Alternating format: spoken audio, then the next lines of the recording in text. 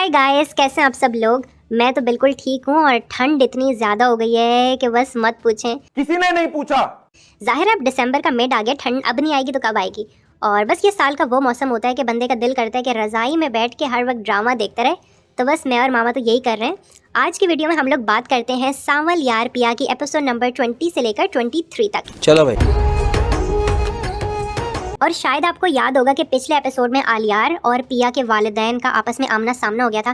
तो बस ये लोग अभी घर पहुंचे हैं और आलियार कहता है कि अब्बा आपने वहाँ पे इतनी लड़ाई झगड़े करने शुरू कर दिए, मैं तो आपसे रिश्ता मंगवाने के लिए लेकर गया था। तो खैर उसके अब्बू जवाब देते हैं कि बेटा जिस लड़की को तूने पसंद किया है ना, उसका बाप टटपूंजिया था, टटपूंजिया मेरे टुकड़ों पे पलता था, और तू चाहता है कि मैं उसके घर में तेरा रिश्ता लेकर जाऊँ। एक नंबर का जवारी इंसान था वो, मर के भी रिश्ता नहीं करूँगा मैं वहाँ। दूसरी तरफ हम देखते हैं कि हमारी पिया वो भी अपने वालिद से यही सवाल कर रही है कि अब्बा आपने इतना बुरा भला कह दिया मेरे आलियार के वालिद को। तो वो बताते हैं कि बेटा वो अपने ज़माने का बदमाश इंसान था, खबीस। मैं तो उससे मर के भी रिश्ता ना करूं तेरे लिए कौन से रिश्तों की कमी है। तुम दोनों माँ बेटियां कान खोल के सुन लो, दोबारा उस लड़के का नाम इस घर में सुनू ना मैं। अच्छा जी। तो खैर बेचारी माँ बेटियां कहती हैं हाय क्या करें, हम दोनों बाप के हाथों मजबूर हैं दोनों।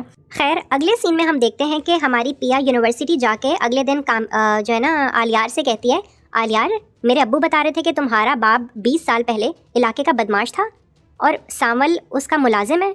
तो खैर आलियार कहते हैं कि पिया मैं अपने बाप से बहुत मोहब्बत करता हूँ और माना कि उसने तुम्हारे घर आके बहुत बदतमीज़ी की है, लेकिन मुझे उन पर पूरा यकीन है। लेकिन फिर भी पिया कहती है कि तुम सांवल से जाके मिलो और पता करो कि क्या वो तुम्हारे बाप के लिए काम करता है।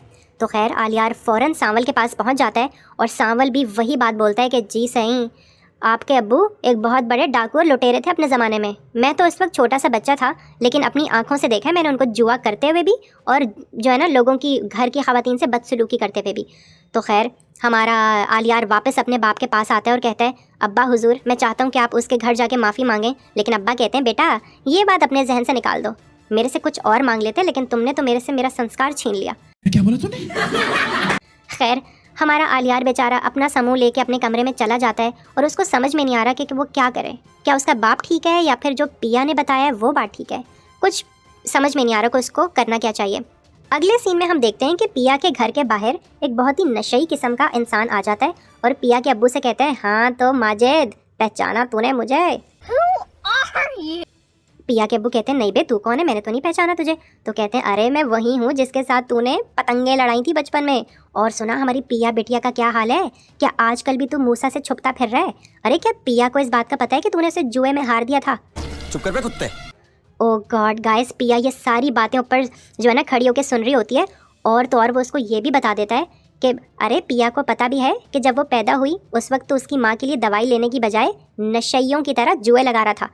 खैर पिया को जब ये सारी बातें पता चलती हैं तो बेचारी को चक्कर आ जाते हैं। अरे मुझे चक्कर आने लग गया। और ठा करके वो ज़मीन पे जा गिरती हैं। उसके अब्बू उसकी तरफ भागते हैं और उसकी अम्मी किचन में आलू मटर बना रही थी, वो भी भाई आलू मटर को छोड़ के पिया की तरफ भाग खड़ी होती हैं। खैर बेचारी को थोड़ी देर बाद होश आ जाता है और पिया कहती है अम्मी मुझे सच सच बताएं कि मेरी माँ कौन है। तो वो कहती हैं बेटा क्या तुझे मेरी ममता पे शक है। तो कहती है नहीं नहीं नहीं नहीं मैं ये नहीं कह रही, आपसे बेहतरीन माँ इस दुनिया में कोई नहीं होगी, लेकिन बस मैं ये चाहती हूँ कि आप मुझे बताएं कि मैं किस माँ के पेट से निकली हूँ, मेरी बायोलॉजिकल माँ कौन है। तो खैर फ़िलहाल उसको इस बात का कोई जवाब नहीं मिलता। अगले सीन में हम देखते हैं कि जो ये सेठ मूसा है ना, ये सांवल को अपने पास बुलाता है और कहता है कि सांवल तूने मेरा नमक खाया है और बहुत एहसान है मेरे तेरे ऊपर, तो मैं तुझे आज एक काम दे रहा हूँ और वो काम ये है कि तूने पिया को अगवा करके मेरे पास लेकर आना है। मैं उसको जुए में जीता था तो मैं चाहता हूँ कि मैं उसको काबू करूँ। खैर अगले दिन पिया यूनिवर्सिटी जा रही होती है, रास्ते में सांवल उसको मिल जाता है और कहता है पिया मैडम ज़रा बात सुनिएगा मेरी। वो गाड़ी में बिठा के पिया को अपने साथ ले जाता है और वहाँ जाके वो उसको सच सच सब कुछ बता देता है कि देखें वो जो मूसा है ना, उसने मुझे आपको अगवा करने का बोला है, लेकिन मैं आपकी बहुत इज़्ज़त करता हूँ और मैं आपको अगवा नहीं करूँगा, लेकिन प्लीज़ आप अपने अब्बू से कहें कि आप लोग ये शहर छोड़ के किसी महफूज मकाम पे चले जाएं। खैर पिया उसकी बातें सुन के घर आती है तो उसके जो माँ बाप होते हैं वो बहुत परेशान हो रहे होते हैं। उसकी अम्मा कहती हैं बेटा मेरा कलेजा फटा जा रहा था, तू कहाँ थी। उसके अब्बू भी कहते हैं बेटा कहाँ थी तुम, मैंने तुम्हें कितनी दफ़ा कहा है कि मुझे बताए बगैर इस घर से बाहर ना निकला करो, तुम पे मेरी किसी बात का असर होता है या नहीं। जवान होने का मतलब ये तो नहीं है कि माँ बाप की नाफरमानी करना शुरू कर दो तुम। मेरे को जानता नहीं। तो खैर पिया को गुस्सा आ जाता है और कहती है क्यों अब्बा अगर मैं आपको बताए बगैर घर से बाहर निकलूंगी तो क्या आपको इस बात का डर है कि एक बार फिर आप मुझे जुए में हार देंगे? ये सुन के उसके बाप को सख्ता लग जाता है और ज़बान को ताला लग जाता है।